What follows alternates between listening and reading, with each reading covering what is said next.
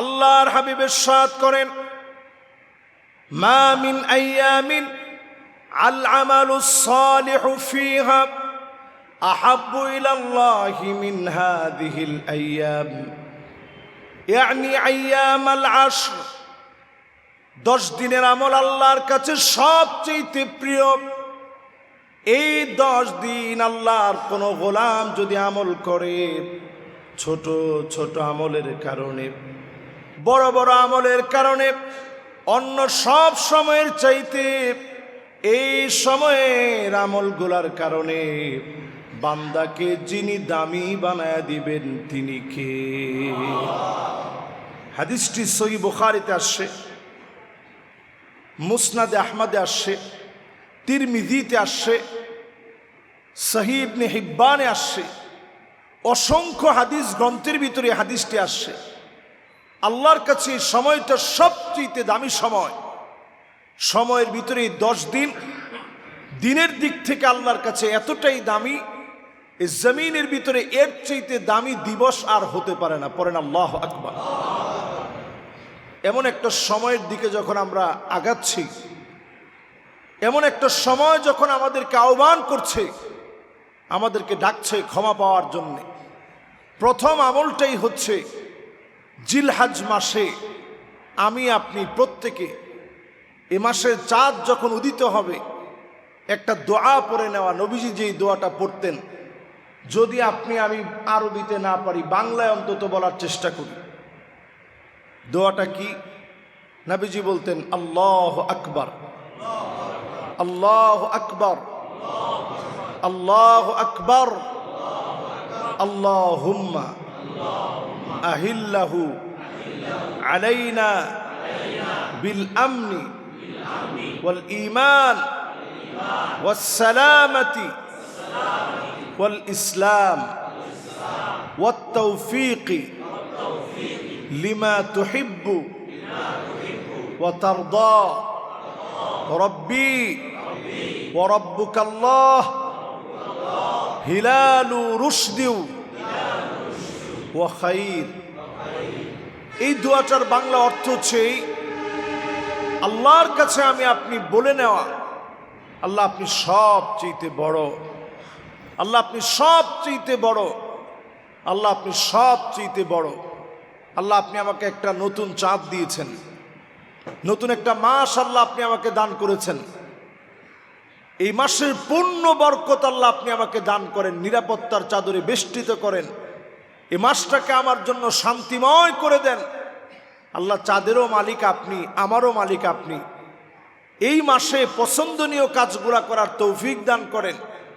যেই কাজে আল্লাহ আপনি খুশি হবেন এমন কাজগুলা বেশি বেশি করার তৌফিক দেন। এই চাঁদটাকে, এই মাসটাকে আমার জন্য কল্যাণকর বানায় দেন। এই দোয়া আল্লাহর যে গোলাম পড়বে, পুরা মাসটাকে আল্লাহ পাক নিরাপত্তার চাদরে বেষ্টিত বানায় দিবে। সুবহানাল্লাহ। জিলহজ মাসের প্রথম আমল চাঁদ নিজে দেখে এই দোয়াটা পড়ে নেয়া। কাজটা সহজ না কঠিন? আমরা এই সুন্নাহটা এখন ছেড়েই দিয়েছি। যদি মেঘাচ্ছন্ন আকাশের কারণে দেখতে না পারেন, অন্তত আপনি ছাদের উপরে উঠলেন, ট্রাই করলেন, যতটুকুন চেষ্টা আপনি করছেন চাঁদটা দেখার জন্য, দোয়াটা তখন পড়লেন। এই পড়ার মধ্য দিয়ে আমার আপনার সওয়াবের একটা দরজা খুলে যাবে। এ মাসকে যিনি বরকতে পরিপূর্ণ করবেন তিনি কে? আল্লাহ। দ্বিতীয় নম্বরে, জিলহজ মাস আসার সঙ্গে সঙ্গে পারলে রোজা রাখা শুরু করবেন। আল্লাহর নবী টানা 9 দিন রোজা রেখেছেন। জিলহজ মাসের শুরু থেকে নিয়ে 9 জিলহজ পর্যন্ত রোজা রাখবেন। এই আমলটা আপনি যদি করেন, আল্লাহর নবীর সুন্নাহ মানলেন, জিলহজ মাসে রমাদানের পরে মোবারক এই জিলহজে বরকতপূর্ণ রোজা রাখার মধ্য দিয়ে আপনার গুনাহগুলা যিনি মাফ করে দিবেন তিনি কে? আরেকটা সুযোগ, রমাদানে আমরা রোজা রাখছি, এই রোজার পরে নফল রোজার একটা সুযোগ, অনন্য সুযোগ আমাদের জন্য। জিলহজে টানা 9 দিন রোজা রাখা। যারা পারবেন নিয়ত করে ফেলবেন যে টানা প্রতিদিন ইনশাআল্লাহ রোজা রাখবেন। রোজা রাখা কঠিন কিছু না, আপনি শুধু একটু অভ্যাস করেন, দেখবেন সহজ হয়ে যাবে। নফল রোজাগুলো রাখার মধ্য দিয়ে আল্লাহর নৈকট্য অর্জন করা যায়। আকরাবু মা ইয়াকুনুল আবদু মির রাব্বিহি, আল্লাহ সবচেয়ে নিকটবর্তী হওয়া যায় ফরজ মানার পরে। নফল ইবাদত যারা করবে তাদেরকে যিনি সবচেয়ে নিকটবর্তী বান্দা বানায় দিবেন তিনি কে? এই জন্য 2 নাম্বার আমল, টানা 9 দিন পারলে রোজা রাখবেন জিলহজ মাসে। 3 নাম্বার আমল নবীজি আমাদেরকে শিখায় দিলেন, ফাআকফিরু ফীহিন্না আত-তাকবীর ওয়াত-তাহলিল ওয়াত-তাহমিদ। এই জিলহজ মাসের মুবারক সময়ে 3টা জিকির বেশি বেশি করা। বলেন কয়টা জিকির? সবাই বলি কয়টা? 1 নাম্বার জিকির হবে তাকবীর। তাকবীর মানে আল্লাহু আকবার। তাকবীর মানে কি? দেখবেন ছোট ছোট বাচ্চা জালেমের জুলুমের শিকার হয়ে তারা দেখবেন স্লোগান দেয় তাকবীর আল্লাহু আকবার, তাকবীর আল্লাহু আকবার। এই তাকবীরটা বেশি বেশি দিবেন। জিলহজ মাসের চাঁদ দেখার পর থেকে এই তাকবীর শুরু হয়ে যাবে।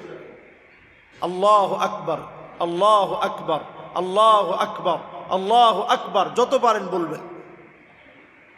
এরপরে তাহলিল, লা ইলাহা ইল্লাল্লাহ, লা ইলাহা ইল্লাল্লাহ বলার চেষ্টা করবেন। ফায়দাটা কি? লা ইলাহা ইল্লাল্লাহ যদি আপনি একবার বলেন, নবী আলাইহিস সালাতু ওয়াস সালাম বলছেন জাদ্দিদু ঈমানাকুম, তোমরা তোমাদের ঈমানটারে একটু নতুন করো। তো সাহাবায়ে কেরাম বিনয়ের সঙ্গে প্রশ্ন করলেন, নবী কাইফা নুজাদ্দিদু ঈমানানা, ঈমানটারে আমরা নতুন বানাবো কেমনে? নবীজি সাল্লাল্লাহু আলাইহি সাল্লাম বললেন, কাসসিরু যিকরা লা ইলাহা ইল্লাল্লাহ। লা ইলাহা ইল্লাল্লাহ তুমি যদি বারবার বলো তোমার ঈমানটা নতুন হবে। আল্লাহু আকবার। আমরা আমাদের ঘর বাড়ি একটু রংটা যদি, চুনাটা যদি ডিস্টার্ব হয়ে যায়, এটাকে আমরা সংস্কার করি। প্লাস্টার যদি খসে পড়ে, এটাকে আমরা সংস্কার করি। ঈমানকে যদি আপনি সংস্কার করতে চান, তাজদীদ করতে চান, নতুন করতে চান, লা ইলাহা ইল্লাল্লাহ বেশি বেশি পড়া। বলেন কি পড়ব? এর দ্বারা আল্লাহ তাআলা ঈমানটাকে নতুন করে দিবে, নবায়ন করে দিবে। শুধু নতুন নবায়ন করবে না, আমাদের মনের ভিতরে শয়তান কত রকমের ওয়াসওয়াসা ঢুকায় দেয়। এই ওয়াসওয়াসার কবলে পড়ে কখনো কখনো আমরা ঈমান হারা হয়ে যাই। ফিতনা ফাসাদের এই সময়ে আমরা যে গুনাহের কাজ করি, কখনো কখনো ঈমান হারা হয়ে যায়। এই ঈমান হারা অবস্থায় আপনি যখন লা ইলাহা ইল্লাল্লাহ বলবেন, ঈমানটাকে আল্লাহ তাআলা আবার নবায়ন করে দিবে। আল্লাহু আকবার। এই জন্য 3 নাম্বার কাজ, নবী আলাইহিস সালাতু ওয়াস সালামের হাদিস অনুযায়ী এই সময়ে তাহমিদ, আল্লাহর প্রশংসা আদায় করা, আলহামদুলিল্লাহ বেশি বেশি বলা। আলহামদুলিল্লাহ নিয়ে সায়েন্টিস্টরা গবেষণা করে অবাক হয়েছে। শুধু প্রশংসা করলে মানুষের ব্রেনের ভিতরে যে একটা পরিবর্তন হয়, কৃতজ্ঞ মানুষের ব্রেন আর অকৃতজ্ঞ মানুষের ব্রেনের ভিতরে বিরাট পার্থক্য আছে। যারা কৃতজ্ঞতা বোধ থেকে আলহামদুলিল্লাহ বলে, আল্লাহ তাআলা নানাভাবে তাদেরকে সুস্থ রাখেন। পড়েন আল্লাহু আকবার। দুনিয়ার জীবনে আল্লাহ সুস্থ রেখে আউয়ালু মান ইউদআ ইলাল জান্নাল হামিদুন, আল্লাহর জান্নাতের ভিতরে প্রথম কাতারের জন্য সেদিন আল্লাহ ডাকবেন। দলে দলে লোকদেরকে প্রথম কাতারে দাঁড় করায় দিবেন। সেদিন প্রথম কাতারে কারা দাঁড়াবে? আল্লাযীনা ইয়াহমাদুনাল্লাহ ফিস সাররাই ওয়াদ দাররা, সুখে দুঃখে কষ্টে আনন্দে জীবনে যারা প্রশংসা করেছে তাদেরকে যিনি ডেকে ডেকে প্রথম কাতারে দাঁড় করায় দিবেন তিনি কে? জান্নাতে যারা প্রথম কাতারের মেহমান হতে চাই বেশি বেশি আলহামদুলিল্লাহ বলবেন। কখন? ফিসাররাই ওয়াদ-দাররা, সুখে আর দুঃখে, কষ্টে আর আনন্দে, জীবনের সর্ব অবস্থায় প্রশংসা লাগবে কার? আমরা সুখের সময় আল্লাহর প্রশংসা করি, একটু যখন কষ্টের ভিতরে পড়ে যায়, কেউ জিজ্ঞাসা করছে কেমন আছেন, অনেকেই উত্তর দিয়ে যে হুজুর কপালে ঠাডা পড়ছে। কেমন আছেন হুজুর, নাক কাটা গেছে, কেমন আর থাকবো। আবার কিছু লোক আছে যারা হুজুরদেরকে সহ্য করতে পারে না, জিজ্ঞাসা করলে কেমন আছেন, কারে মোল্লারাই ভালো না, আমরা থাকি কেমনে। কিছু লোক আছে দেখবেন আলেমদের সমালোচনা করলেই মনে করে আমি জিতে গেলাম। জিজ্ঞাসা করছে কেমন আছেন, কারে হুজুররা তো আগের মতো দোয়া করে না, ভালো থাকবো কেমনে। আপনি আল্লাহর প্রশংসা আদায় করেন, যিনি আপনাকে ভালো রাখবেন তিনি কি? মুমিনের জীবনে মুমিন কখনো খারাপ থাকে না। একটা ছোট বাচ্চাকে ক্ষুধার্ত, তৃষ্ণার্ত, পিপাসার্ত হওয়া সত্ত্বেও একটা বাচ্চার জবান থেকে আপনি এটা বের করতে পারবেন না যে আমরা খুব খারাপ আছি। জিজ্ঞাসা করেন কেমন আছে, তারা অকপটে জবান দিয়ে বলে আলহামদুলিল্লাহ, আল্লাহ ভালো রাখছে। এই যে আল্লাহর প্রশংসা করে আল্লাহর গোলামেরা মালিকের শুকরগুজারি আদায় করে, এজন্য যেন আল্লাহর প্রশংসা কখনো ভুলে না যায়। মা ইউসিবুল মুসলিমা মিন নাসাবিন ওয়ালা ওয়াসাবিন ওয়ালা হাম্মিন ওয়ালা হুজনিন ওয়ালা গাম্মিন হাত্তা শাওকাতি ইউশাকুহা ইল্লা কাফফারাল্লাহু বিহা মিন খতায়া। মুমিনের শরীরের ভিতরে যদি কাঁটা বিঁধে যায়, ব্যবসার ভিতরে যদি ক্ষতির ভিতরে পড়ে যায়, বিপদ মুসিবত যদি পেয়ে যায়, মুমিনকে মালিক ভুলে যায় না, যিনি ডেকে ডেকে মুমিনের গুনাহ মাফ করে জান্নাতি বানায় দেন তিনি কে? যতগুলা বিপদে আপনি পড়লেন জীবনে, আপনি খেয়াল রাখবেন এই বিপদগুলো আল্লাহ তাআলা বিভিন্নভাবে পরীক্ষা নিয়েছেন। বড় বিপদ হতে পারত, ছোট বিপদ দিয়ে আল্লাহ কাটায় দিছেন। আল্লাহ রাব্বুল আলামিন দুনিয়ার জীবনে একটু কষ্টে আপনাকে রেখেছেন, আখিরাতের জীবন আল্লাহ সুখময় করে দিবেন। আপনার আমার জীবনের পরীক্ষার কথা চিন্তা করে দেখেন, পেয়ারা হাবিবের জীবনের পরীক্ষার কথা একটু চিন্তা করেন। আমি আপনি জীবনে কয়দিন না খেয়েছিলাম? নবীজির জীবনে প্রায় সময় ফজরের নামাজ পড়ে নবীজি আসতেন, এসে প্রশ্ন করতেন ঘরের ভিতরে কি কোনো খাবার আছে? আম্মা জানরা এক বাক্যে উত্তর দিতেন, নবী ঘরের ভিতরে কোনো খাবার নেই। নবীজি রোজা রেখে ফেলতেন, ক্ষুধার্ত অবস্থায় একটু পানি খেতে পারে নাই, এক ঢোক পানি নবীজি খায় নাই, একটা খেজুর পর্যন্ত খেতে পারে নাই। এই দুনিয়ার সর্বশ্রেষ্ঠ মানুষ, সমস্ত নবীদের সর্দার হওয়ার পরেও এক ডুব পানি তিনি খেতে পারে নাই। এরপরও একবার আল্লাহরে বলে নাই যে আল্লাহ এই কষ্ট আমার কেন আপনি দিলেন? কারণ নবীজি জানেন এই কষ্টের কারণে উম্মতদেরকে যিনি সুখে রাখবেন তিনি কে? আজকের আরবের দিকে তাকায় দেখেন, এই বিলাসী জীবন, কোনো কিছুর অভাব নাই। এগুলো নবীদের অবদানের কারণে, পরীক্ষায় সবরের কারণে আল্লাহ দিয়েছেন। যেই ঘরটার সামনে আমরা প্রদক্ষিণ করি, কাবাকে তাওয়াফ করি, এই ঘরটা যখন প্লাবনের পরে যখন একটা সাইড যখন ঢুকে গিয়েছিল, আল্লাহ পাক এই ঘরটাকে পুনর্নির্মাণ করাবেন। ইব্রাহিম আলাইহিস সালামরে বললেন তুমি তোমার সন্তানটারে রেখে আসো। ৮৬ বছর পরে সন্তান হইছে, বলছে যাও রেখে আসো। ইব্রাহিম আলাইহিস সালাম স্বীয় সন্তানকে যখন রেখে আসতেছেন, কলিজার ভিতরে টান লেগে গেছে। আল্লাহ আমি রেখে চলে যাচ্ছি। বারবার হাজার আলাইহিস সালাম জিজ্ঞাসা করছেন আমি কি আপনার সাথে কোনো অন্যায় করছি? যে অন্যায়ের কারণে আপনি রেখে চলে যাচ্ছেন। নবী ইব্রাহিম আলাইহিস সালাম কোনো কথা বলেন না। হাজারা আলাইহিস সালাম বললেন, আমি কি আপনাকে ব্যথা দিয়েছি? কোনো জবাব নাই। আমার কোনো ব্যবহারে আপনি কষ্ট পেয়েছেন? কোনো জবাব নাই। এবার যখন নবী ইব্রাহিম আলাইহিস সালামকে প্রশ্ন করা হলো, আল্লাহ পাক কে আপনাকে অর্ডার করেছে মরু প্রান্তে রেখে যেতে?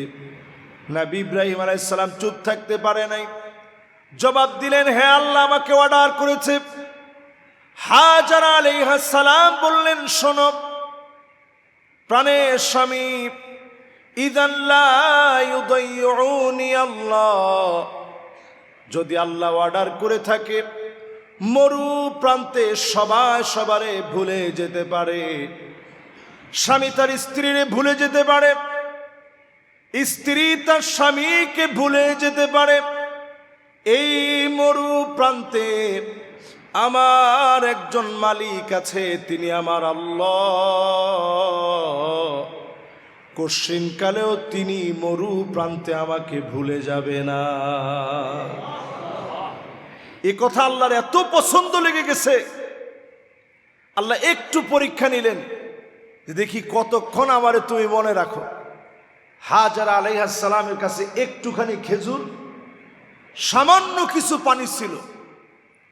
ফুরিয়ে যাওয়ার পরে শিশু বাচ্চা যখন ক্ষুধার যন্ত্রণায় ছটফট করছে, মায়ের বুক থেকে যখন খাদ্য বন্ধ হয়ে গেছে, হাজারা আলাইহিস সালাম পানির জন্য ছুটাছুটি শুরু করছে। এই সাফা আর মারওয়াতে যেখানে আমরা এখন দৌড়াই, সবুজ বাতি দেওয়া আছে, দেখছেন না আপনারা? এই সবুজ বাতি দেওয়া জায়গাটা এখন আমরা দৌড়াই। এই জায়গায় গিয়ে মা দৌড় মেরেছে, আল্লাহর কাছে এত পছন্দ লেগে গেছে। আজ অবধি হাজিদের জন্য কাজটাকে আল্লাহ আবশ্যক বানায় দিয়েছে। আল্লাহ, আপনি উমরা করতে যাবেন, 7 বার তাওয়াফ করার পরে সাফা মারওয়ায় সাই করা লাগবে, এরপরে হালাল হতে হবে। হজ করতে যাবেন, এই জায়গায় আপনাকে দৌড়াইতে হবে। তো দৌড়ানোর এক পর্যায়ে তিনি তাকায় দেখেন ছোট্ট শিশু বাচ্চার পায়ের নিচ থেকে পানি উঠতেছে। উনি দৌড়ায় আইসা ওনার ভাষায় বললেন, জম জম, মানে থাম থাম। যে পানির জন্য এতক্ষণ দৌড়াইলাম, এই পানি যায় কই? তিনি থামতে বললেন। আল্লাহ তাআলা নির্দিষ্ট একটা জায়গার ভিতরে এমন পানি দিলেন, সেকেন্ডে সেকেন্ডে এত এত লিটার পানি উঠানো হয়, কিন্তু পানির লেয়ার সামান্য একটু নিচে নেমে গেলে মুহূর্তের ভিতরে আল্লাহ তাআলা আবার এটা পরিপূর্ণ করে দেন। সুবহানাল্লাহ। যেই পানি নিয়ে গবেষণা করে বিজ্ঞান অবাক, খাদ্যের যে উপাদান আছে, ভিটামিন বলেন, আমিষ বলেন, শর্করা বলেন, প্রোটিন বলেন, এগুলা খাইলে যেমন আমরা শক্তিশালী হই, ক্ষুধা নিবারণ হয়, শুধু এই পানিটার ভিতরে খাদ্যের সব উপাদান আল্লাহ তাআলা দিয়ে রেখেছে। সুবহানাল্লাহ। আপনি নিজে ট্রাই করে দেখেন, জমজমের পানি শুধু খাবেন, খালি যদি আপনি পানি খান, কলের পানি, বেশিক্ষণ আপনি ঠিক থাকতে পারবেন না, মাথা ঘুরাবে। একদিন যদি পুরা দিন আপনি নিয়ত করেন যে ভাত না খেয়ে, প্রোটিন না খেয়ে, আমিষ না খেয়ে শুধু পানি খাবেন, একটা পর্যায়ে গিয়ে দেখবেন আপনার পেট খারাপ হয়ে যাবে, মাথা প্রচণ্ড ধরে যাবে, আপনি ঠিক থাকতে পারবেন না। কিন্তু জমজমের পানি এমন পানি, আপনি পুরা দিন যদি নিয়ত করেন শুধু পানি খেয়ে থাকবো, এই পানি খেয়ে আপনি থাকতে পারবেন। বলেন আল্লাহু আকবার। এটা এমন পানি। ওই যে হাজারা আলাইহিস সালাম ঠিক যখন তিনি আল্লাহর কাছে বলেছিলেন, ইযান লা ইউদাইউনি আল্লাহ, সবাই ভুলে গেল, আমার আল্লাহ আমারে ভুলবে না। আল্লাহ ঠিকই মনে রাখছেন। আল্লাহু আকবার। এই জিলহজ মাসের মুবারক বরকতপূর্ণ আরো একটি আমল হচ্ছে, যারা নিয়ত করছেন কোরবানি দিবেন, মান আরাদা আহাদুকুম আইয়ুদহি, যে ব্যক্তি নিয়ত করে ফেলেছে আমি কোরবানি দিব, জিলহজ মাসের মুবারক চাঁদ যখন দেখা দিবে, সেই সময়ের আগেই আপনি আপনার চুল কেটে ফেলবেন। আপনি আপনার নখ কেটে ফেলবেন, আপনি আপনার মুছটাকে সাইজ করে ফেলবেন, অবাঞ্ছিত যে লোমগুলো আছে এর আগে আপনি পরিষ্কার করে ফেলবেন। জিলহজের এই 10 দিন মুবারক সময় কোরবানি করার আগ পর্যন্ত আপনি আর নখ কাটবেন না, চুল কাটবেন না, গোঁফ ছোট করবেন না, অবাঞ্ছিত কোনো লোম আপনি কাটবেন না। এটা আপনি ছেড়ে দিবেন। নবী সাল্লাল্লাহু আলাইহি সাল্লাম ছেড়ে দিয়েছেন। বাচ্চাদেরকেও আপনারা এই সময়টাতে, যেহেতু কোরবানির সময়, যারা কোরবানি দিতে পারেন না তারাও নিয়ত করে আমল করবেন যে আল্লাহ আমি তো কোরবানি দিতে পারলাম না, কিন্তু জিলহজের বরকতপূর্ণ সময়ে নবীজি এই আমলটা করছে, আল্লাহ আপনি সওয়াব দিয়েন। আল্লাহ আতিয়াব ওয়া আকসার, আল্লাহ এর চাইতে মহাপবিত্র। আপনি যদি নিয়ত করেন, আমল করার চেষ্টা করেন, অবশ্যই যিনি সওয়াব দিয়ে দিবেন তিনি কে? তাহলে গেল 4 নাম্বার। 5 নাম্বার আমল, এই সময় মুবারক বরকতপূর্ণ সময়ে নফল ইবাদত বেশি বেশি করা।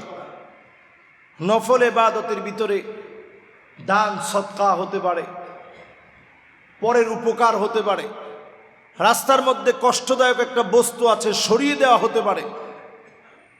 এই প্রত্যেকটা কাজ একজন মুমিনকে দেখে আপনি হাসি দিলেন, হাসি দিছেন তাকে ক্রিটিসাইজ করার জন্য না, হাসি দিছেন তার সাথে সুন্দর ব্যবহারের অংশ বিশেষ, এটাও সাদাকা হবে। একজন রিক্সা চালক, তার রিক্সায় আপনি উঠলেন, যাওয়ার পরে আপনি 5টা টাকা বাড়ায় দিলেন। এই জিলহজ মাসের বরকতপূর্ণ সময়ের দাবিতে 5টা টাকা বাড়ায় দিলেন যে নাও 5টা টাকা বেশি রাখো। তার মনটা একটু খুশি হবে যে লোকটা মানে 5টা টাকা বেশি দিস। নবী আলাইহিস সালাম বলছেন, ইন্না মিন আবাররিল বির আইয়ুদখিলা সুরুর ফি কলবি আহাদিকুম। এই যে আরেকজনের মনে আপনি একটু আনন্দ প্রবেশ করিয়ে দিয়েছেন, এটা ওই দিনের ভিতরে সবচেয়ে সওয়াবের কাজ হিসাবে গণ্য হবে। বলেন আল্লাহু আকবার। এই কাজটা আমরা করব। ঘরের মধ্যে গিয়ে স্ত্রীদের কাজের মধ্যে সহযোগিতা করব, সন্তানদের সঙ্গে সময় কাটাবো। আমরা কথাবার্তা যখন স্ত্রীদের সঙ্গে বলি, তখন আমরা উচ্চবাচ্য রাগ না করে বরং সুন্দর কথা বলবো। এই সময়টা বরকতের সময়, এই সময় ট্রেনিং বিল্ড আপের সময়। জিলহজের মুবারক মাসে আল্লাহ তাআলা এটাকে নিষিদ্ধ মাস বানিয়েছেন। ঝগড়া করা, বিভেদ করা, বিচ্ছেদ করাকে আল্লাহ তাআলা হারাম বানায় দিয়েছেন।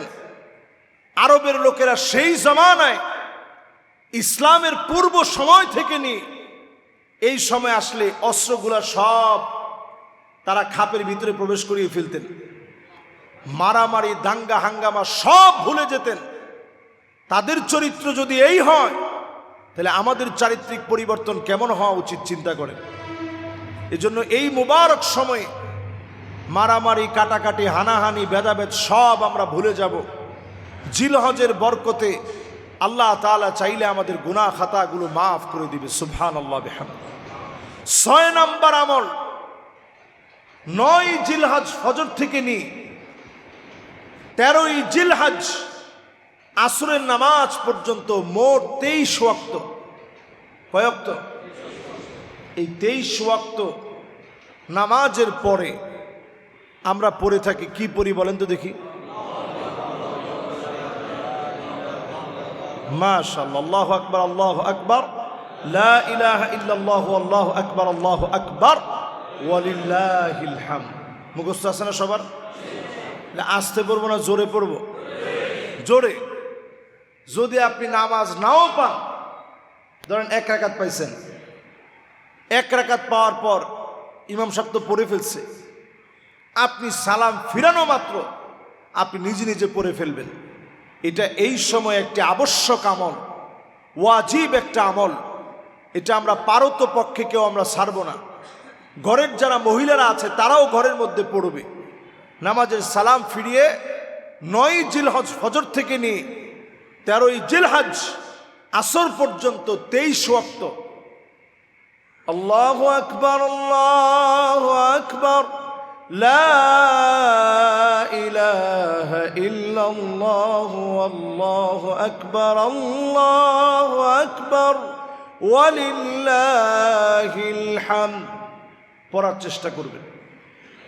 এরপরে 7 নম্বরে এই সময়ের মুবারক আমল জিলহজের 10ম তারিখ, এই মুবারক সময়টাতে কোরবানির পশু যখন জবাই করবেন, এর এক এক ফোঁটা রক্ত যখন পড়বে, এই ফোঁটায় ফোঁটায় যিনি গুনাহ খাতা মাফ করে দিবেন তিনি কে?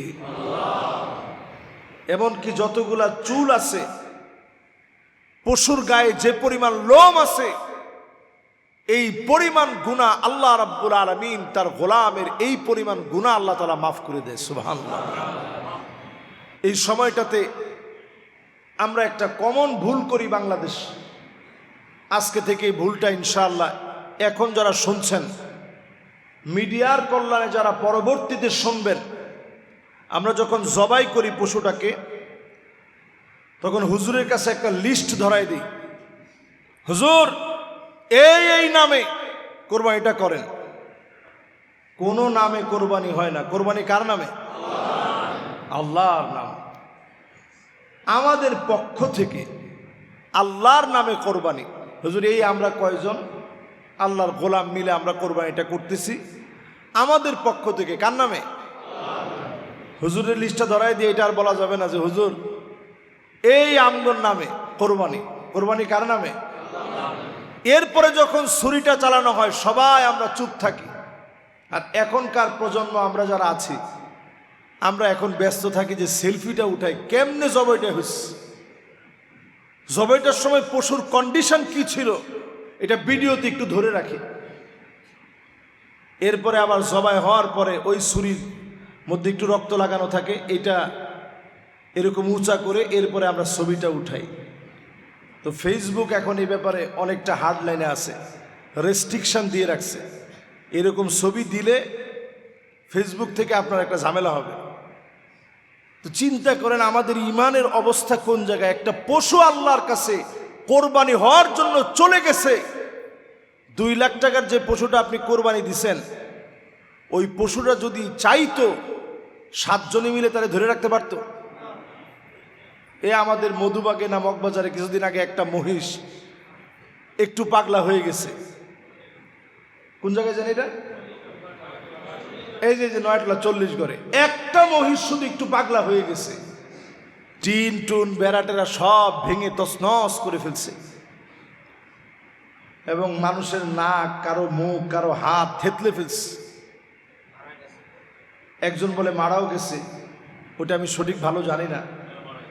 একজন মারা গেছে। তা আপনি একটু চিন্তা করেন, একটা মহিষ ক্ষিপ্ত হয়ে গেলে যদি এই অবস্থা হয়, লক্ষ লক্ষ প্রাণী সেদিন কোরবানি হচ্ছে, যদি কোনোভাবে ক্ষিপ্ত হয়ে যায় আপনি ধরে রাখতে পারতেন না। এরা আল্লাহর জন্য কোরবান হতে চায়, এই মানসিকতা নিয়ে সে ছুরির নিচে শুয়েছে।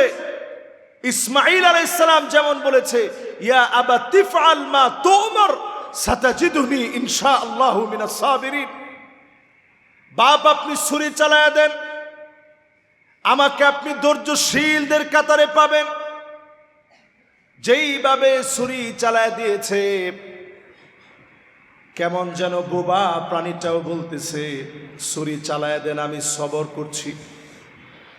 এই সময় আমি আপনি বিসমিল্লাহি ওয়াল্লাহু আকবার জবাই করার সময় সবাই পড়ব, এর দ্বারা যিনি আমাদের কোরবানি কবুল করে নেবেন তিনি কে? অনেকে আগে পিসাবের নাম নেয়, এরপরে বিসমিল্লাহি ওয়াল্লাহু আকবার বলে। আপনার কোরবানি হয় না, আল্লাহর কাছে জিন্দিগিতে কোরবানি কবুল হবে না।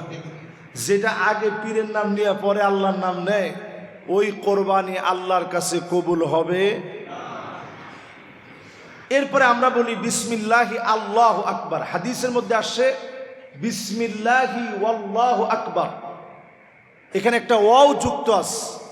ওটা দিলে অর্থের ভিতরে প্রাঞ্জলতা আরো বেড়ে যায়। শুরু করছি আল্লাহর নামে, এবং আমার আল্লাহ সবচেয়ে বড়, বলেন আল্লাহু আকবার।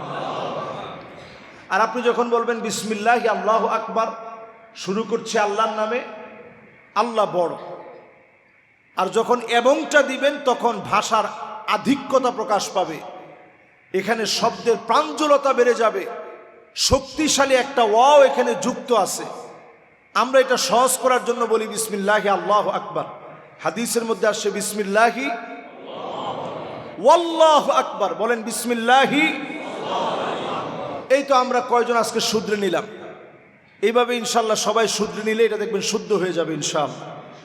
এরপর 8 নম্বরে মুবারক জিলহজ মাসে আমরা আরাফার দিবসের রোজা একজনও আমরা মিস করব না। প্রত্যেকে অন্তত আরাফার দিবস 9 জিলহজ উকুফ ও আরাফা, হাজী সাহেবরা যখন আরাফার ময়দানে অবস্থান করবে, আমার দেশে যখন 9 জিলহজ, এটা নিয়ে বাংলাদেশে একটা বিতর্ক হয় প্রতি বছর যে 9 জিলহজের রোজা রাখবো না আরাফার দিবসে রোজা রাখবো। আমি এই ক্ষেত্রে বলি, আপনি টানা জিলহজের প্রত্যেক দিন রোজা রাখেন, এটা তো হাদিস দিয়ে প্রমাণিত। আমাদের দ্বন্দ্ব কলহ করা কোনো দরকার নেই।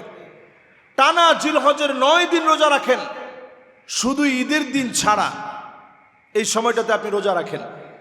নবী আলাইহিস সালাতু ওয়াস সালাম বলেন, যদি কেউ আরাফার দিবসের রোজা রাখে, সিয়ামু ইয়াউমে আরাফা, আরাফার দিবসের রোজা যদি আল্লাহর কোনো গোলাম রাখে, আহতাসিবু আলাল্লাহি আইয়ুকাফিরা সানাতাল্লাতী ক্বাবলাহু ওয়াস সানাতাল্লাতী বা'দাহু, আমি আল্লাহর কাছে আশা করি আগের 1 বছর পরের 1 বছরের গুনাহ আল্লাহ মাফ করে দিবেন। আল্লাহু আকবার। এই মুবারক আরাফার দিবসের রোজা কারো যেন মিস না হয়। 9 নম্বরে এই মুবারক জিলহজের বরকতপূর্ণ সময়ে যারা আমরা হজে যেতে পারি নাই, আল্লাহর কাছে আমরা অন্তত দোয়া করতে থাকি, আল্লাহ এই সময়ে আপনি ভালো ভালো কাজ করান, এই সময়ে বেশি বেশি কল্যাণকর কাজ করান, আল্লাহ বেশি বেশি সওয়াবের কাজ করান। হাজী সাহেবরা যখন এক একটা জায়গায় অবস্থান করবে, আপনি নিজে মনের ভিতরে আনতে থাকেন যে আল্লাহ এই জায়গায় যদি আমি যেতে পারতাম, মুজদালেফায় যদি আমি থাকতে পারতাম, আল্লাহ আমি যদি আরাফার ময়দানে যেতে পারতাম, মিনায় যদি অবস্থান করতে পারতাম। হতে পারে তাসদীকুন নিয়্যাহ, মনের এই পরিশুদ্ধ নিয়তের কারণে আল্লাহ তাআলা আপনাকে হজের তৌফিক দিবেন। যদি তৌফিক নাও পান, নিয়তের কারণে আল্লাহ তাআলা সওয়াব দিয়ে দিবেন। সুবহানাল্লাহ। এই জিলহজ মাসের শেষ 10ম আমল, এই সময়টা খানা পিনার সময়, আইয়ামু আকলিন ওয়া শুরবিন। জিলহজ মাসের শেষ সময়টা, ঈদের পর থেকে আইয়ামে তাশরিকের সময়টা, খানা পিনার সময়। এই সময়ে খানা পিনা করবেন। নবী সাল্লাল্লাহু আলাইহি সাল্লাম খানা পিনা করতে বলছেন, আইয়ামু আকলিন ওয়া শুরবিন ওয়া তাহমিদিন। এই সময়টা খানা পিনা করবেন, আরেকজনকে খানা খাওয়াবেন। পরেই নবীজি বলছেন প্রশংসা করবেন আল্লাহ। খানা খেয়ে আপনি আল্লাহর প্রশংসা ছাড়া উঠে যেয়েন না। খানা খাওয়ার পর আল্লাহর প্রশংসা করবেন, আলহামদুলিল্লাহ বলবেন, নিজে মেহমান হবেন, আরেকজনকে দাওয়াত দিবেন। আল্লাহ রাব্বুল আলামিন আমাদেরকে তৌফিক দান করুক, পড়েন আমিন।